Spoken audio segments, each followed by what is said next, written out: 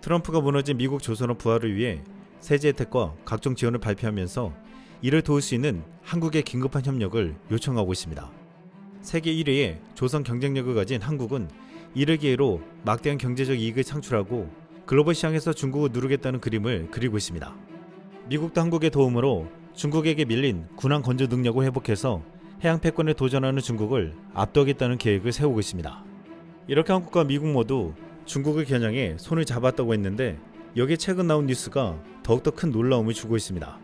트럼프가 우크라이나 전쟁 종전 협상을 압박하면서 이미 푸틴과 모종의 거래를 했다고 했는데 이것을 통해서 한국이 미국에서 더 빨리 군함을 건조해낼 것이라고 했습니다. 결국 중국을 견제하고자 하는 트럼프의 큰 그림에 한국이 큰 수혜를 입을 것이라는 것인데 지금부터 자세히 살펴보겠습니다. 미국 트럼프가 한국에 SOS를 친 이유는 중국의 선박 건조 능력이 미국의 232배라면서 최근 중국의 물량 공세에 미 해군이 완전히 밀리고 있기 때문입니다. 트럼프는 이 상황에 새벽까지 국방부와 의논할 정도로 신경을 쓰고 있다고 했습니다. 중국의 군함 제조 속도는 정말 놀라울 정도로 빠르다고 알려져 있는데 미국에서는 한국에게 빠른 속도와 함께 생산 노하우와 효율성을 배워한다고 말하고 있습니다. 그런데 중국에서 굉장한 속도로 군함을 늘리고 있는 것처럼 보이지만 실상은 참혹한 상황이 연이어 발생하고 있음이 폭로되고 있습니다. 지난해 중국 우한에서 개발 중인 최신형 핵 잠수함이 침몰하는 사고가 벌어졌는데 대만 언론은 이 잠수함이 중국 해군 주력인 039A 잠수함이라고 추정했습니다. 미국 워싱턴의 보수 성향 싱크탱크 헤리티지 재단의 브렌트 세들러 선임 연구원은 새 핵 잠수함의 침몰은 중국의 핵잠 함대 확장 계획을 늦출 것이라며 이는 매우 중대한 사건이라고 말했습니다. 전체 해군 함정의 숫자는 중국이 미국을 넘어선 지 오래지만 잠수함으로만 보면 양과 질의 측면에서 큰 격차가 있다고 했습니다. 그것은 중국에게는 핵심 기술이 없기 때문인데 최근 이 기술을 훔쳐서 잠수함을 만들다가 재밌는 상황이 연출되고 있습니다. 최근 한 해외 유튜브 채널에서 중국의 비밀리에 미국이나 러시아 기술을 탈취해 잠수함을 만들면서 벌어진 상황에 대해서 폭로했습니다. 얼마 전 093형 핵잠수함을 건조하는 사진이 목격되었는데 이곳에서 미국이 중국 잠수함을 상대로 행한 놀라운 행동을 말해주었습니다. On November 1st, 2024, a Pentagon intelligence officer sent China a report containing images captured by U.S. high-altitude reconnaissance aircraft. These images show the Type 093417 submarine being towed back to the Liugong Island submarine base. After analyzing the images, China's general staff discovered that the U.S. had captured footage of water displacement patterns and the tow routes from 4 different angles. Although the submarine remained mostly submerged, preventing clear photos, U.S. military analysts used the trajectory of the tow ship, the timing, and the angles at which the submarine surfaced to calculate its exact movement. AI technology was then used to generate high-resolution images. Despite the submarine's counter-surveillance measures, U.S. military AI successfully analyzed its tonnage, displacement, missile carrying capacity, and nuclear propulsion performance. Most critically, the submarine's acoustic signature was fully recorded and added to U.S. military databases. For the U.S., this effectively renders the entire Type 093 series obsolete. No matter where these submarines operate, the U.S. military can now identify them by their acoustic signatures. Even worse for China, the CCP currently lacks the technology to modify the Type 093417's acoustic signature. Enraged by the situation, Xi Jinping personally ordered an investigation into Miao Hua, one of his trusted military officials. So how did the US obtain this intelligence? The incident traces back to late August 2023, when the Type 093417 was conducting vertical launch and propulsion system drills in the Yellow Sea. The submarine unexpectedly became stuck in an underwater barrier that had been placed by the Chinese military to hinder US vessels. Unable to move, the crew sent out divers equipped with oxygen and acetylene tanks to perform underwater cutting. After completing their task, the divers returned to the submarine and knocked on the hatch to be let in, but there was no response. Realizing something was wrong, one of the divers surfaced and issued an emergency distress signal, prompting a rescue operation. That same day, Lude Media, a Chinese-language news outlet known for leaking insider information about the Chinese government, reported on the incident. Given the outlet's track record of accurate leaks over the past year, the U.S. Department of Defense took the information seriously. The Pentagon then instructed the U.S. Pacific Fleet to deploy low-orbit reconnaissance satellites, communication satellites, and high-altitude surveillance aircraft to monitor the site. They captured the entire process as the submarine was towed back to Liugong Island in a severely compromised state.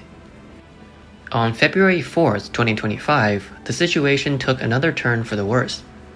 Another Chinese nuclear submarine, the Type 093B, returned to the Huludao shipyard for repairs. Once again, U.S. intelligence gathered clear images.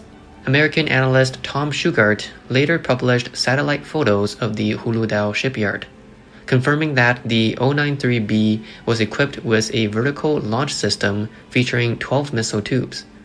The images also verified that the submarine used a pump jet propulsion system. On February 10th, U.S. media cited intelligence sources stating that the adoption of a pump jet propulsion system in the Type 093B submarine indicated efforts to reduce acoustic signatures and enhance underwater performance. Reports also noted that the integration of vertical launch systems (VLS) for multiple cruise missiles in the Type 093A and 093B models marked the first time a Chinese attack submarine had achieved this capability. This information was no secret. Luda Media had already reported on August 30, 2023, that an improved version of the Type 093 submarine was using a shaftless pump jet propulsion system. At that time, only the US, the UK, and Russia had mastered this cutting-edge technology. While Chinese state media had claimed in 2021 that researcher Ma Wei-ming had developed the system, it had not yet been deployed. However, Luda Media's sources indicated that the system had already been installed on the Type 093 submarine. The report also pointed out that since the technology was stolen, China was struggling with technical issues it could not resolve. The Type 093's vertical launch system was also exposed earlier. On August 25, 2023, Luda Media reported that one of the greatest challenges for nuclear submarines is maintaining stability while launching missiles vertically. This involves overcoming water pressure, rapidly taking in seawater, and counteracting recoil. According to the report, China's solution was based on stolen US technology, acquired by two Chinese PhD students studying in the United States.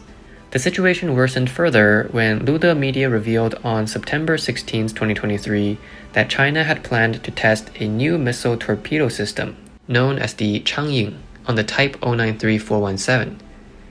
This weapon, which carries a small tactical nuclear warhead, was designed specifically for targeting US submarines. However, due to the submarine's technical failures, the test never took place. As of now, US surveillance of China's nuclear submarine construction at the Huludao shipyard has been ongoing for over a year. With military reconnaissance satellites capable of capturing details down to the millimeter level, the US military has gained a comprehensive understanding of all submarine operations taking place at the site.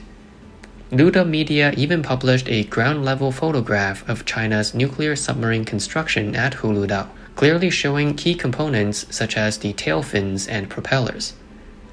This image was just a single screenshot from a full-length video that revealed even more details of the submarine manufacturing process. However, the outlet chose not to release the complete footage. China has either built or is in the process of constructing a total of 14 Type 093 submarines.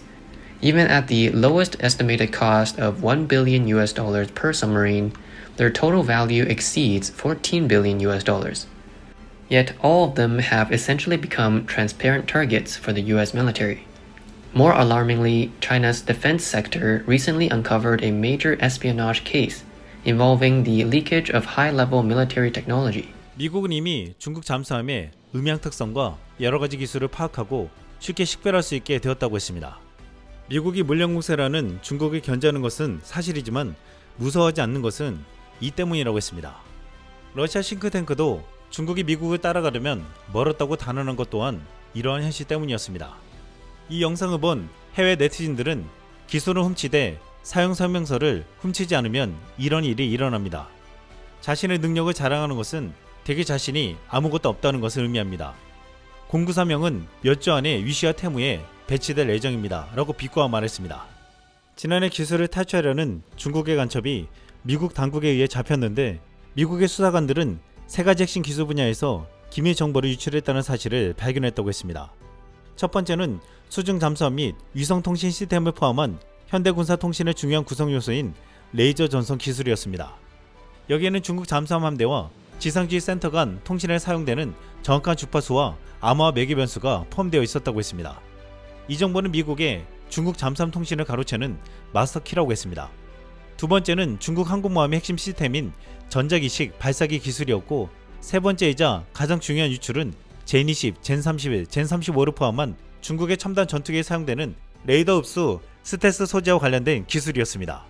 도난당한 데이터에는 재료 구성, 생산 기술, 코팅 두께와 같은 주요 세부 정보가 포함되어 있었습니다.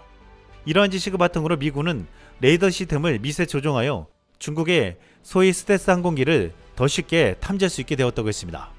중국이 불법적으로 기술을 탈취해서 군함과 전투기 등을 만들고 있었는데 미국은 이를 찾아내 중국의 무기를 쉽게 식별할 수 있는 기술들을 축적하고 있다는 것이었습니다.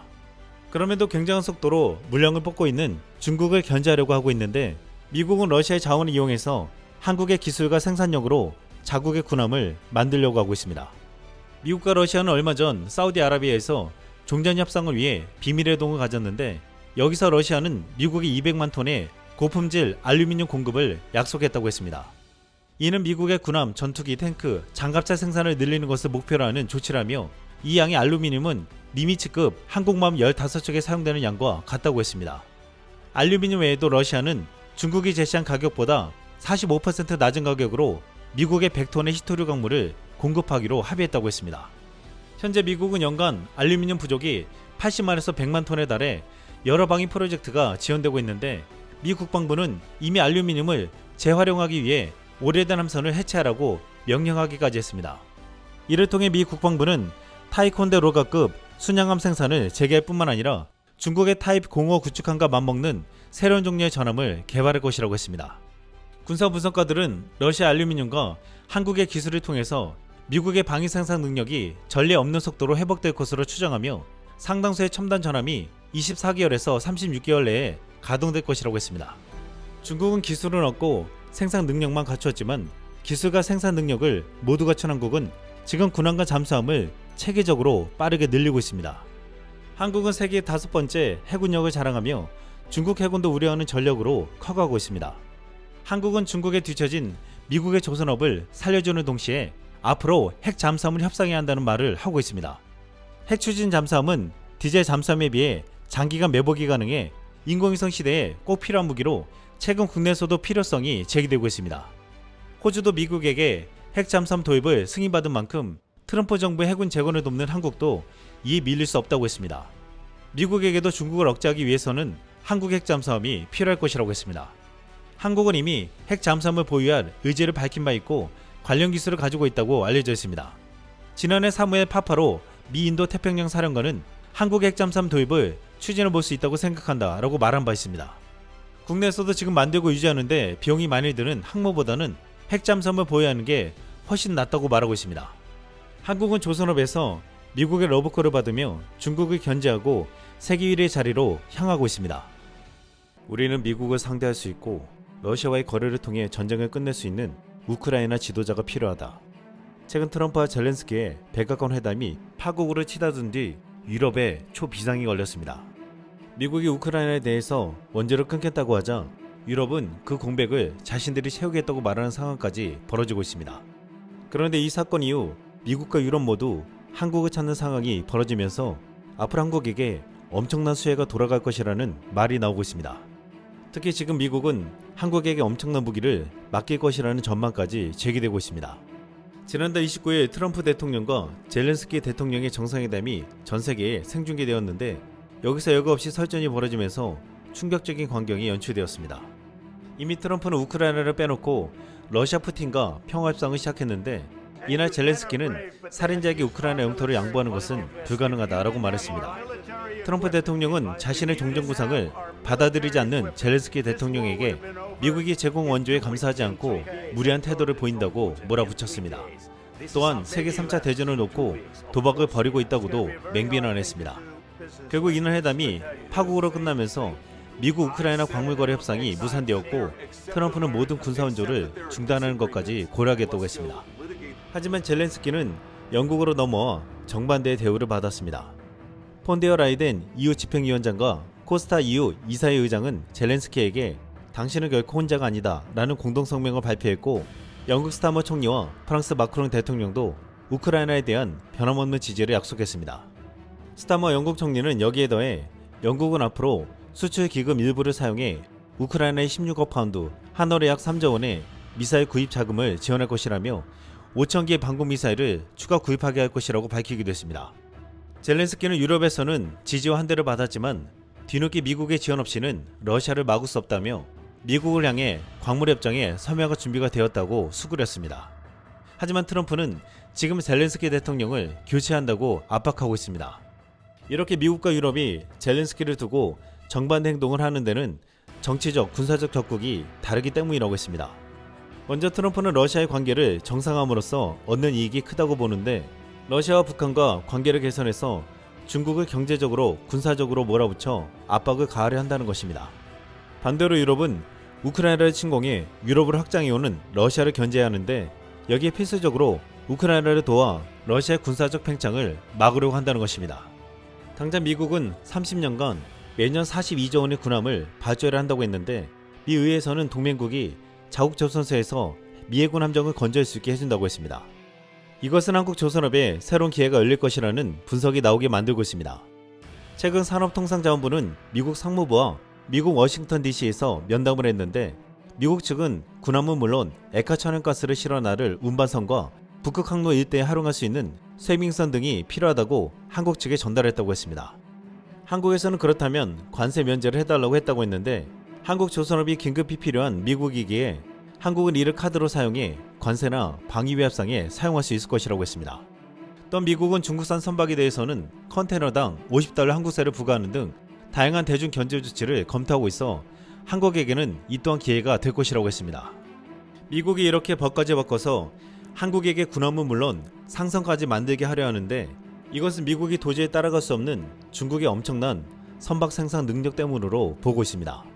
그런데 특히 최근에 중국이 내놓은 세계 최초의 드론 항모가 가장 큰 이유라고 했습니다. 중국은 지난해 말 세계 최초로 4만 톤급 드론 항공모함 스촨함을 진수했습니다. 스촨함은 강습 상륙함으로선 세계 최초로 전자기식 사출기를 설치했는데, 사출기를 이용하면 고정익 항공기는 물론이고 활주로가 필요한 고정익 드론도 대량으로 신속하게 발사할 수 있습니다. 중국에서는 이 드론 항공모함이 3차원 상륙 능력을 부여함으로써 전환점을 제공할 것이라고 했습니다.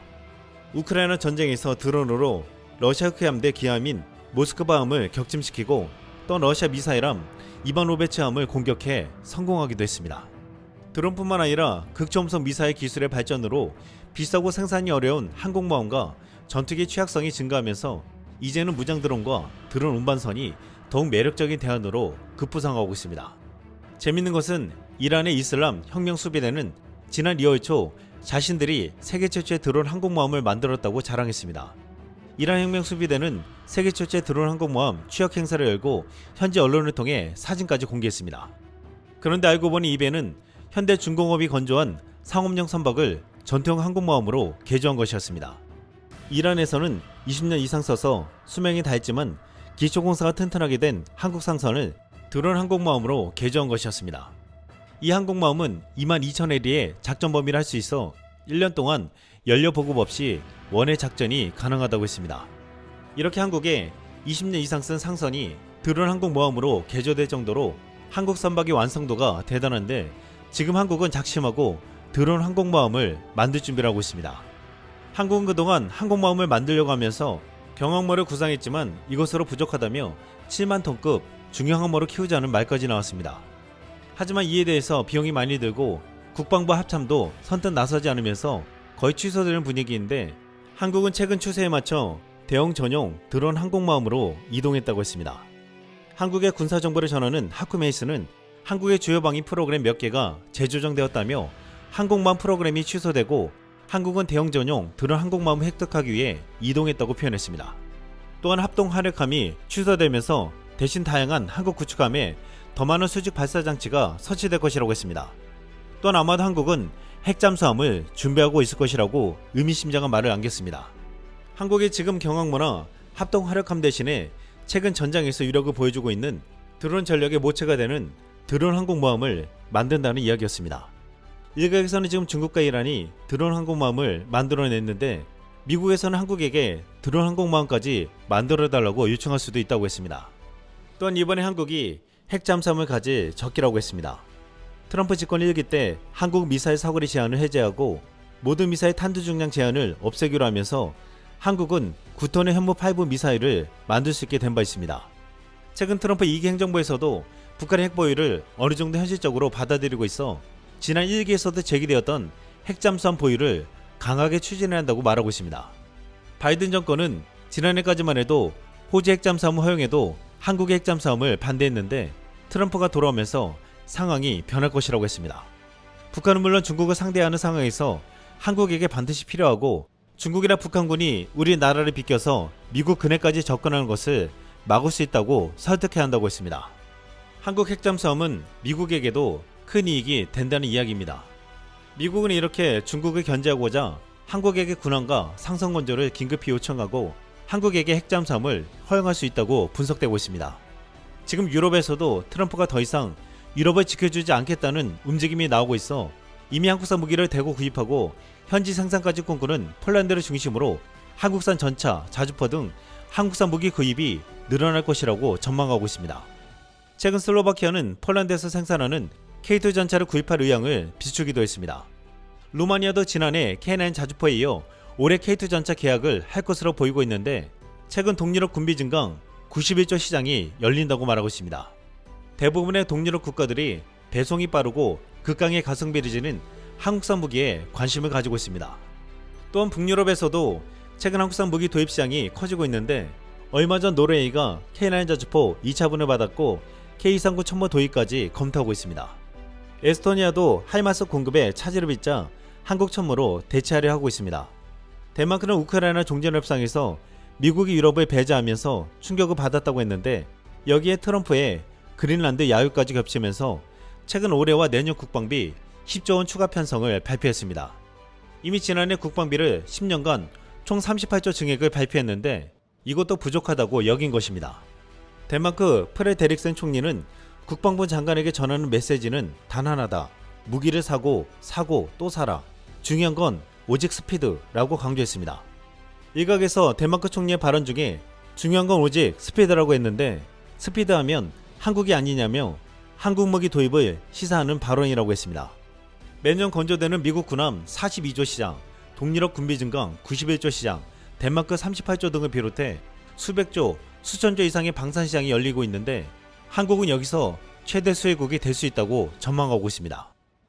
Not only 25 years ago, 26 years ago, but even a couple of years ago, would have expected that we would be spending almost 5% of our GDP on defense. And this is the case today. We are the country which, looking at our GDP, is spending most on defense across the North Atlantic Alliance. And Polish people agree with it for one simple reason. All of them know that Russian imperialism is back, that Russia is attacking countries. Back in 2008, it attacked Georgia. In 2014, it attacked Ukraine, because in fact, that was when the war started. Minsk agreements and other efforts to calm down Vladimir Putin were done in vain. They did not bring results. Now it is high time that we have made a hard, tough decision on this one. That is why I have come to Brussels here today. Also gave an application to Mr. Secretary General so that this issue is one of the items discussed at the upcoming NATO summit in The Hague, so that the North Atlantic Alliance decides that at least 3% of GDP is adopted. Of course, more can be done if people want to, if other countries want to, but the basis is 3% of GDP. We should allocate it for defense, and we should do it immediately. decision should be implemented immediately, not in 2030, for instance. The reason is very simple. Right? The situation is as follows. We cannot wait until 2030. These decisions have to be taken swiftly and efficiently, and we have to rebuild our military potential. Because we do not need to explain it to anyone. We have repeated it dozens of times at different meetings within NATO and in other formats. It has turned out that Europe is totally unprepared for a war threat. We can see that, as a matter of fact, back in the 1990s, some people thought that the history came to an end, that there would be no more war, and that our military forces could be almost liquidated, that we could remove ammunition from our storages, and that we could deal with other things. And then when we had to help Ukraine, when we had to provide Ukraine swiftly with armaments so that it could defend itself against Russia, it turned out that we didn't have anything on stock to transfer to Ukraine. It turned out that all the ammunition that the European part of NATO has will be enough for a couple of days of war to defend Ukraine just for a few days. So this is something that we decisively need to change. In Poland, we immediately made a decision on this one, and that is why we are buying really in huge amounts armaments, military equipment from the United States and also in South Korea. The reason is very simple. Why we are buying from South Korea? Well, we saw that Korean partners are able to provide us with equipment which is very modern within a few months. Both K2 tanks, which we have already bought, as well as K9 howitzers, as well as Chungmo missile launchers. The deadlines were 1 year from the placement of order. 안제이 두다 폴란드 대통령이 6일 벨기에 브뤼셀 나토 본부를 찾아가 한국 선박의 도입에 대해서 노골적으로 말해 큰 주목을 받았습니다. 트럼프가 미국이 나토를 떠날 수 있다는 충격 발언을 한 이후 만들어진 자리여서 유럽국들 모두가 폴란드 대통령의 발언을 주시하지 않을 수 없었습니다. 유럽국들을 압박하던 트럼프는 지난 6일 또다시 나토 회원국들이 돈을 내지 않으면 방어해주지 않을 것이다 라고 말했습니다. 유럽 내에서는 트럼프의 충격 발언 이후 자강론이 크게 부각되면서 국방비를 늘리고 빨리 무기를 도입해서 자국의 국방력을 강화시켜야 하는 상황이 되어버렸습니다. 그동안은 크게 주목하지 않았지만 한국산 무기를 과감하게 계약하고 엄청 빠른 속도로 국방력을 증강시킨 폴란드는 지금 상황에서 부러움의 대상이 되고 있습니다. 폴란드는 이미 나토의 다른 국가들보다 몇 발자국 앞서 나갔기 때문입니다. 트럼프에 의해서 러시아 우크라이나 전쟁은 결국 러시아가 침공한 영토를 내주면서 종전협상이 진행되고 있습니다. 이것은 사실상 우크라이나의 패배로 여겨지고 더 나아가 유럽의 패배로까지 인식되고 있습니다. 이번 패배는 앞으로 러시아가 또다시 유럽을 향해 도발할 수 있다는 우려를 낳고 있습니다. 결국 미국이 방위비를 올리라고 압박하고 있는 상황이지만 미국이 지켜주지 않는다면 러시아 위협에서 스스로를 지켜야 한다고 판단하고 있습니다. 폴란드 두다 대통령은 나토 국가들을 향해 우리가 왜 한국에서 구매했냐면 한국은 몇 달 안에 굉장히 현대적인 장비를 공급할 수 있었기 때문이라고 했습니다. 이날 두다 대통령의 한국 발언이 왜 더욱 강력하게 느껴졌냐면 나토국들의 방위비를 올리지 않는 것도 문제시되었지만 프랑스와 독일 등 나토 내 방산 강국들이 유럽 내에서 무기를 사야 한다고 말해왔기 때문이었습니다. 두다 대통령은 프랑스와 독일을 믿다가는 너무 많은 비용과 느린 악기로 빠른 전력 증강을 절대 할 수 없다고 말하는 듯 했습니다. 한국은 주문 뒤 배송 시한이 1년이다 라는 두다 대통령의 말은 지금 독일산 전차를 구입한 국가들에게 충격을 주며 자국 내 비판의 소리가 커지게 만들고 있습니다. 지난해 3월 나토에 가입한 스웨덴은 최근 독일 레오파드 2A8 44대를 구매하기로 했습니다. 원래 독일산 전차를 써왔기에 통일성 때문에 레오파드를 구입했다고 하지만 지금 자국 내에서 비싼 가격과 느린 인도 시점에 대한 비판이 나오고 있습니다. 이미 독일군과 노르웨이 등에서 주문한 물량이 밀려있어 받으려면 2030년에야 가능하다고 했습니다. 이에 한 스웨덴 네티즌은 배달이 너무 느리다. 왜 독일인들은 그렇게 게으른가? 그들은 무기 배달에 대해 한국에게서 배워야 한다 라고 일침을 놓았습니다. 이미 지난 2023년 나토 회원국인 노르웨이가 K2 전차가 평가에서 월등했음에도 정치적인 이유로 독일산 레오파드 전차를 선택한 바 있습니다. 레오파드 2A8의 가격은 대당 500억 원으로 K2 전차의 2배에 가깝고 생산이 너무 느리기 때문에 유럽 내에서는 비판이 쏟아지고 있습니다. 이미 계약한 노르웨이는 초도 물량은 빨라야 2026년에 받을 수 있다고 했는데 비슷한 시기에 K2 전차를 계약한 폴란드는 벌써 98대를 받아서 시점 배치를 끝냈습니다. 최근 폴란드 육군은 시점 배치한 K2 전차들을 몰고 나와 화력 훈련을 실시했는데 진창을 뚫고서 전진하며 화력을 과시하는 장면들이 인상적이었습니다. 계약한 지 3년도 안 돼서 100여 대의 K2 전차를 받아 막강한 전차 부대를 만들어 훈련하는 폴란드를 주변국들은 부러워할 수밖에 없다고 했습니다.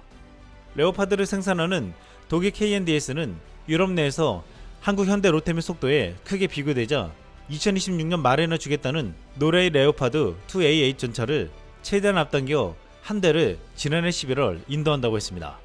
그래봐야 고작 한 대라며 일각에서 이것은 그저 쇼에 불과하다고 말했습니다. 노르웨이는 원래 옵션으로 18대 추가 도입을 계획했지만 최근 가격 폭등과 인도 시기 등의 문제로 18대는 포기했습니다. 그리고 이 금액으로 한국의 천물을 사겠다는 계획을 짜고 있습니다. 지난해 말 발트 3국 중 리투아니아가 K2 전차가 아닌 레오파드2를 선택하기도 했는데 여기에는 독일군이 주둔하는 것을 의식한 정치적인 선택이라고 했습니다. 독일군이 지켜주기 때문에 독일산 전차를 사준 것이라고 해석되었는데 지금 독일군의 유용은 땅으로 떨어진 상태입니다. 독일에서는 트럼프 발언 이후 유럽 자체 방위력 증강을 외치면서 독일에서도 징병제 복귀론이 불거지면서 독일의 젊은이들이 벌벌 떨고 있다고 했습니다. 지난해 독일의회 국방위원회에 제출된 보고서에 리투아니아 동맹군이 독일군의 무선장비 시스템이 뒤처졌다라고 놀렸다는 얘기까지 나왔다라는 내용이 있었는데 국제연합 군사훈련에서 쓰일 장비 측면에서 보면 독일 연방군은 동맹 사슬에서 가장 약한 고리로 전락했다라고 적혀 있었다고 했습니다. 독일군은 장비와 실전 경험이 약해서 리투아니아 군에게도 놀림받는 존재가 되었다는 것입니다. 최근 유럽에서 K2 전차에 관심을 가지고 도입을 시도하는 국가들은 독일산 전차를 구입한 국가들과 달리 자국 내에서 환호를 받고 있습니다. 슬로바키아는 전차 104대를 구입하겠다고 하면서 K2 전차와 독일 레오파드 2A7, 미국 M18 에이브람스 중에 선택하겠다고 했습니다. 그 중에서도 유럽 내 분위기 때문에 독일 레오파드가 유력하다고 보도되었지만 최근 폴란드에서 생산하는 한국산 K2 전차 도입을 추진하고 있습니다. 루마니아도 군 현대화를 위해 300대 신규 전차를 구매할 예정으로 지난 2023년 11월 미국 에이브람스 전차 54대를 우선 도입했습니다. 나머지 물량을 두고 K2 전차와 독일 레오파드 2A8이 경쟁 중인데 이미 지난해 K2 전차가 성능과 가격과 낚시 속도 등에서 더 좋은 평가를 받은 것으로 알려졌습니다. 이 때문에 올해 K2 전차 도입은 기정사실이 되고 있습니다. K2 전차뿐만 아니라 K9 자주포는 이미 세계 최고의 자주포 자리에 올라오면서 폴란드, 로마니아 등 동유럽 국가들을 비롯해 이미 북유럽 국가들에게는 주력 포병 전력으로 여겨지면서 나토 내에서 더욱 확산되고 있음을 보여주고 있습니다. 지난해 6월경 K9 자주포의 경쟁자 독일 라일메탈이 판저비츠 2000 자주포 생산을 재개했다는 보도가 나왔습니다. 폴란드 디펜스 24는 폴란드 K9 자주포 수십 대가 추가 인도된 날 독일 자주포 생산 시작이라는 제목의 기사를 내보냈습니다. 독일군과 우크라이나의 신규 주문으로 인해 공장이 다시 생산에 들어갔다고 알리면서 이 자주포는 2025년부터 2030년에 인도될 예정이라고 했습니다. 독일군은 우크라이나로 이전된 14대를 보충하기 위해 12대 정도를 주문했는데 이제야 생산이 시작되어 올해부터 2030년까지 받을 수 있다는 것이었습니다. 불과 주문한 지 2달 만에 24대 K9 자주포를 받은 폴란드는 웃을 수밖에 없는 상황인데 폴란드는 K9 자주포를 주문한 지 2년여 만에 무려 144대를 받았습니다. 이것이 지금 폴란드 대통령이 유럽에서 한국을 외치고 있는 이유입니다. 폴란드 두다 대통령은 현재 폴란드를 공식 방문 중인 조텔 외교부 장관을 6일 만났습니다. 두다 대통령은 K2 전차 2차 이행 계약의 체결이 조속히 이뤄져 폴란드에서의 현지 생산 등 상호 회의적인 방산 협력이 실현되기를 바란다고 말했습니다. 폴란드는 K2 전차 1000대 중 그의 1차 이행 계획에서 180대를 공급하기로 했지만 당초 작년 말 타결이 유력했던 나머지 820대 규모의 2차 계약이 지연되고 있습니다.